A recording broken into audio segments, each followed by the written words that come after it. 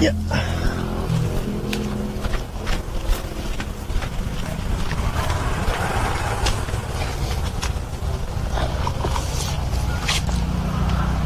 Magandang buhay mga paps, welcome back sa aking munting channel, si Mang Bonsai at iba pa. So ngayon mga paps, meron nga pala ako rito materyales na ginagawa kong exposed roots project. Ito po ay dwarf melendres at ngayon ay titingnan ko po mga paps kung ang ugat niya ay pwede na pang exposed root. Matagal-tagal na po ito dito, siguro mga 3 to 4 years na dito sa training pot na to. So tara mga paps, samahan niyo po ako na tingnan natin itong aking bonsai material. So eto mga paps yung aking material, dwarf melendres. Tapos nandyan po siya sa training pot na mataas, tapos may extension na kasing taas niya rin. So ngayon, una, itong isa na to ay tatanggalin natin at i-reveal natin yung roots. Titingnan po natin kung pwede na So ito lang munang isa ang titingnan natin para kung sakaling hindi pa pwede ay yung isa nandyan pa rin po. Pero sa tingin ko pwede na ito mga paps kasi sobrang tagal na nito. Tanggalin na natin itong isa na to.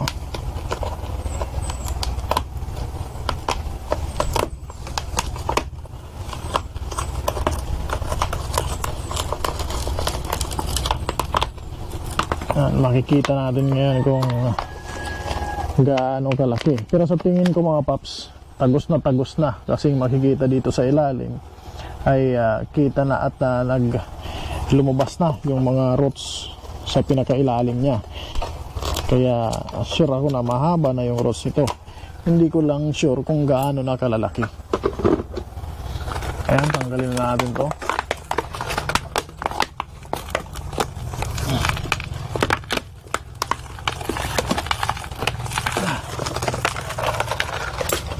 So ayan mga paps, tingnan natin yung roots. Tanggalin natin itong, unahin natin itong mga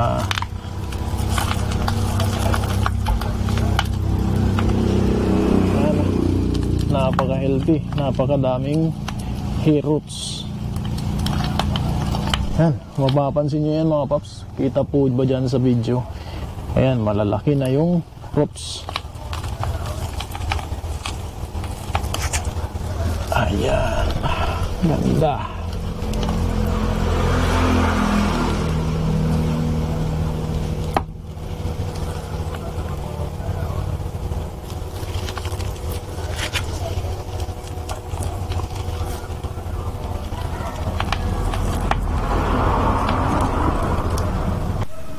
So ngayon mga paps, kitang-kita na naman na kung gaano kalaki yung roots niya. Ayan So ngayon tatanggalin ko itong mga ugat na hindi abot doon sa dulo. Yan, itong mga maliliit. Kasi hindi po natin sila magagamit. Yan, tatanggalin ko na to. Tulad yan. Ito isa. Ito ganon din to. Sayang sana pero yan. Para maipakita yung mga ugat na kakailanganin natin. Ito, tanggal din to. Yan.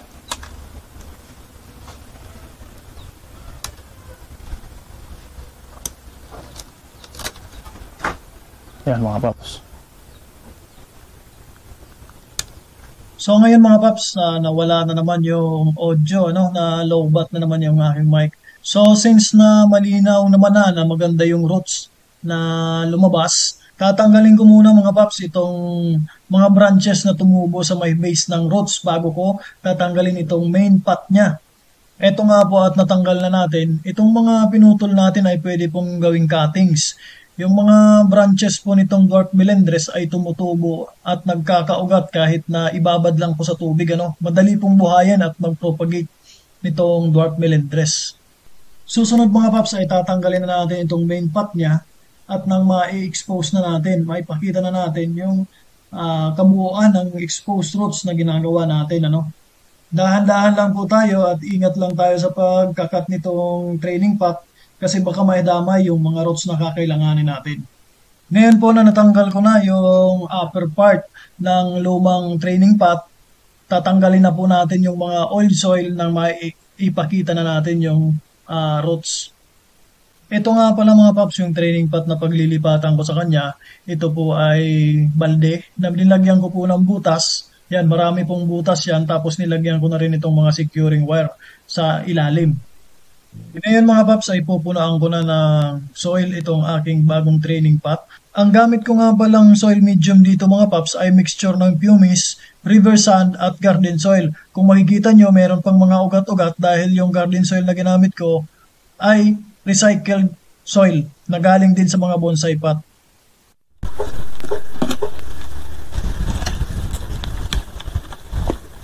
So ayan mga paps, ano? So hopefully restored na yung ating microphone, yung sounds. So biglang nawala yung sounds natin kanina. Salita ako ng salita mga paps, wala palang microphone, low bat pala. So ayan, ito na, tinatanggal ko na mga paps yung training pot. I-uproot ko na to dito. So yan. Punitin na lang natin tong training pot na to na luma para mas madali. Yeah.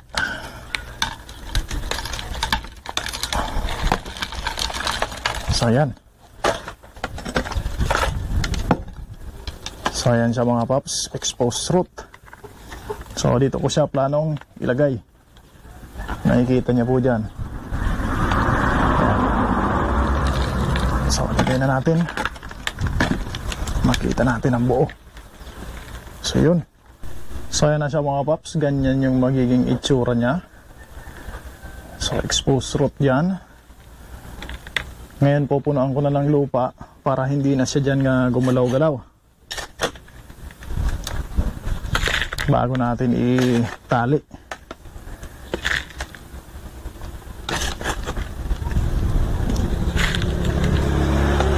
Ayan. Mamaya lalagyan ko mga paps ng support para hindi siya matumba.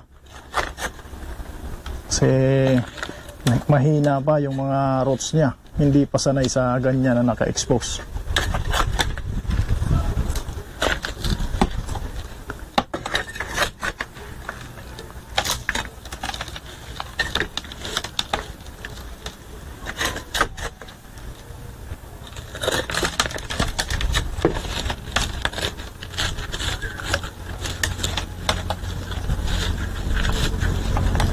Siksikin natin ng maigi para hindi siya matumba.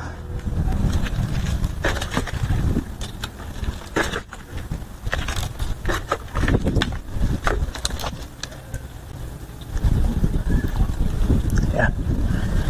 So ngayon nilalagay ko na mga paps itong securing wire. Secure natin siya dyan.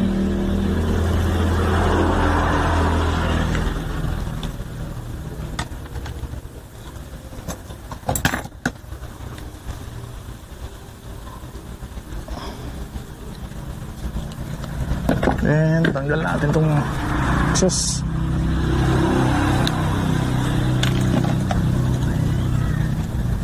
Tapos dito sa kabila and then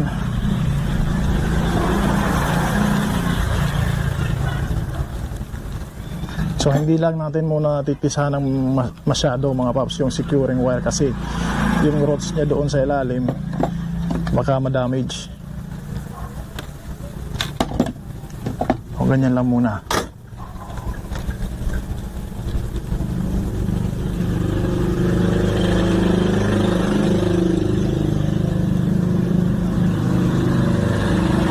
Maglalagay ako mga paps ng support. Lalagyan ko ng support dito kahit siguro kahoy ganyan para hindi po siya matumba. So mga paps, ito meron ako nakitang kahoy dito. Siya muna ang gagawin kong support dito sa ating material para hindi matumba. So lalagay ko muna siya dyan pansamantala. Secure natin itong no, para hindi po siya dyan matumba. Secure natin itong wire. Yan. Kasi malambot pa yung ating material. So yung ibang mga nakalaylay na hair roots, di ko muna yan tatanggalin mga box. Maganda yan, tulak natin.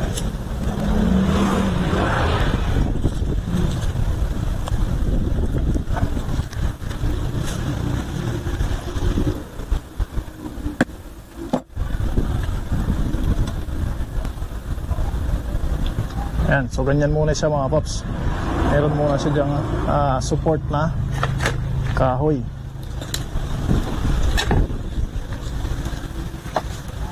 Dito na ako sa taas. I-unwire ko muna itong mga wire, mga branch na naka-wire. Tanggal muna lahat to. So papakita ko na lang ulit papakita ko na lang kapag natanggal na lahat. Tapos afterwards natin na matanggal lahat ng wire, magba-branch selection naman po ako.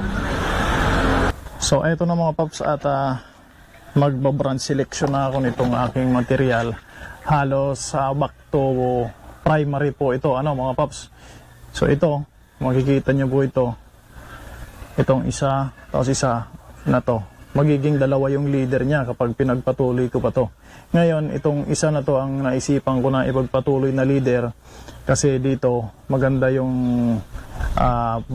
first branch na to. Itong gagawin kong first branch. So hindi naman pwede na dyan sa may gitna, may branch dyan. So gitna siya. So tatanggalin ko po yan. Tanggal lahat to.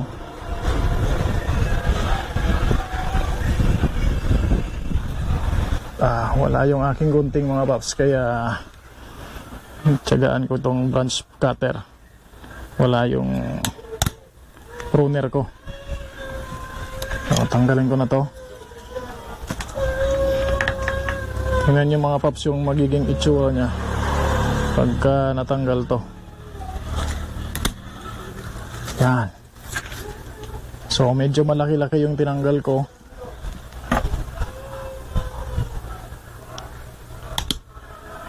Linisin natin yan.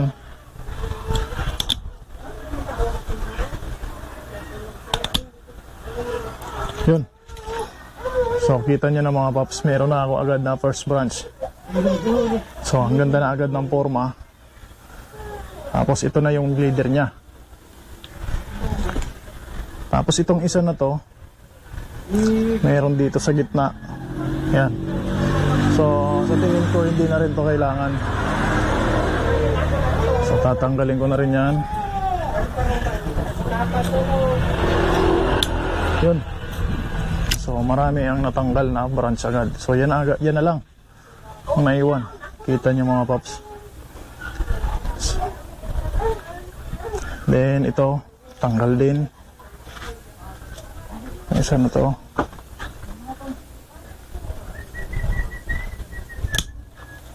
Yan. So ito, magiging branch to dito.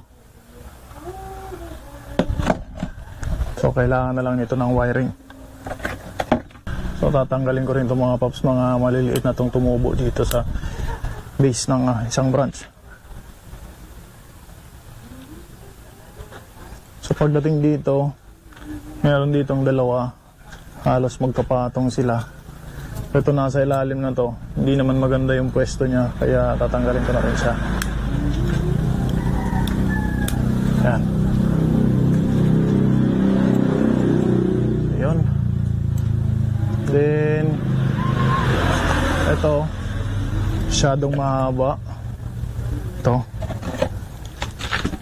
Meron namang isa dito. Ito na lang yung gagamitin ko mga paps. Kasi ito wala naman tong taper. Nakikita niyo po ba yan? Walang taper. I mean, walang nodes dito sa part na to.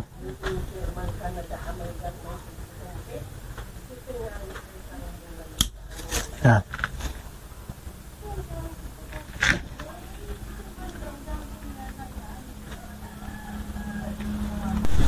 Tapos dito ulit, itong leader na to. Yan, pinakataas na. Napaka-straight at napakahaba. So tatanggalin ko na yan. Papalitan ko nitong isang maliit na to. Tanggalin ko na yan. Yan. Then meron pang isa dito mga paps. So hindi ako nakagandaan ito, part na to. Yan. So maraming natanggal, yan na lang ang natira. So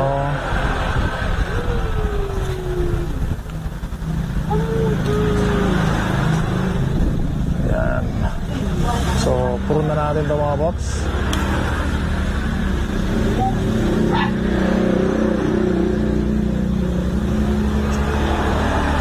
So magwa-wire muna ako mga paps. Ipapakita ko na lang sa inyo pag tapos ng may wire. So mga paps, ito at na-wire ko na lahat ng branches. Ngayon ipuposisyon ko na dahan-dahan. Itong isa na to, magiging cascading siya dito. So dahan-dahanin ko na i-bend. So hopefully walang mag-crack mga paps.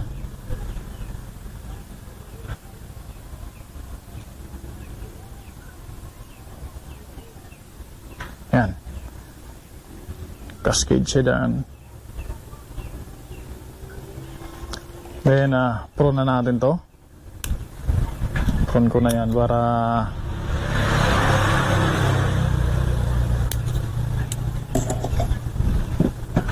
ay mga paps, konting pihit-pihit.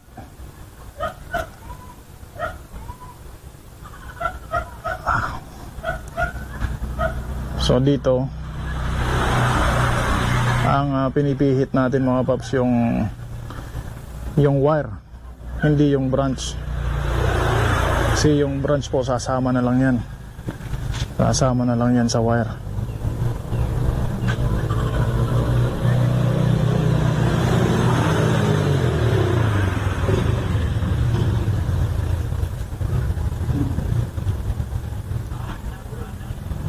Yan. So prone din natin yan. So, hindi pa natin kailangan yung masyadong mahaba na branches na yan. Itong isa,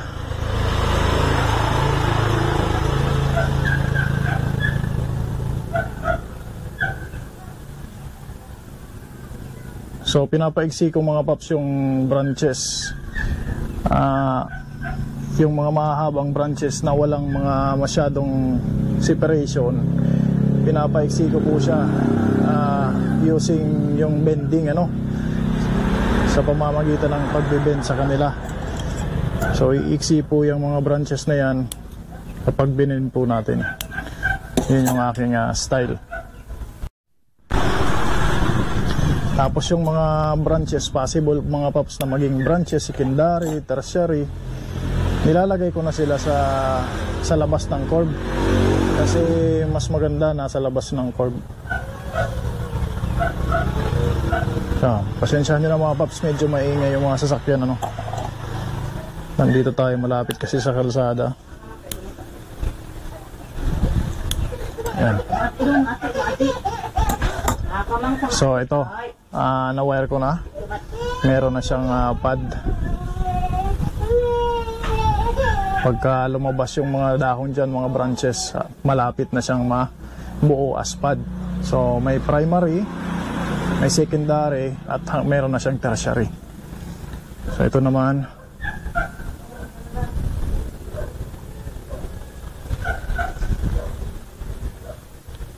so ito naman ay initial wiring pa lang mga paps, kaya pagka later on, pagka marami na siyang ulit branches dyan, pwede na ulit natin pagpilian kapag branch selection tayo. Okay. Yan.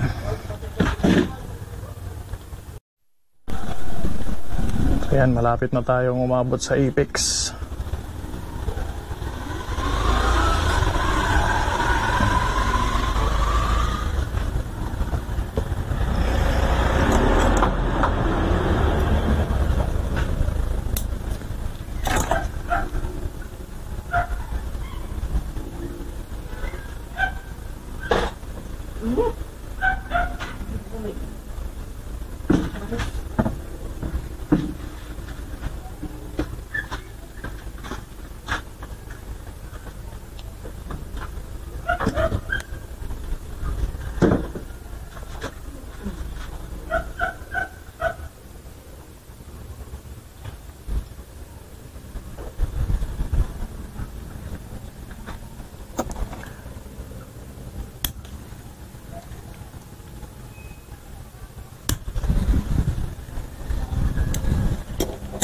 Ayan na mga paps, meron na siyang forma.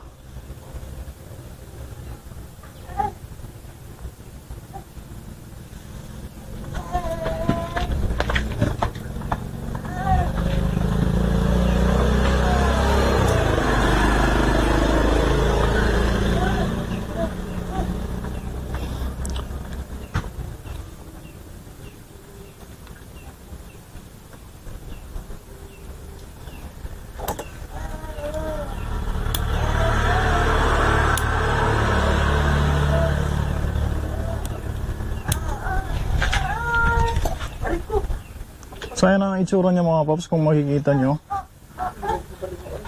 Ayan, halos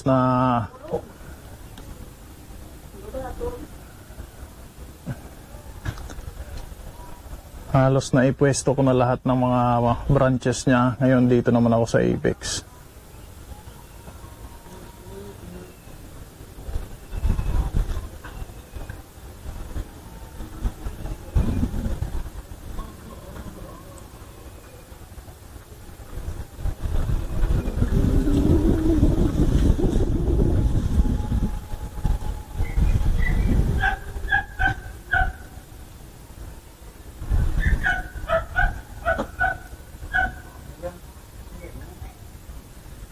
Yan. So, putulan natin yan.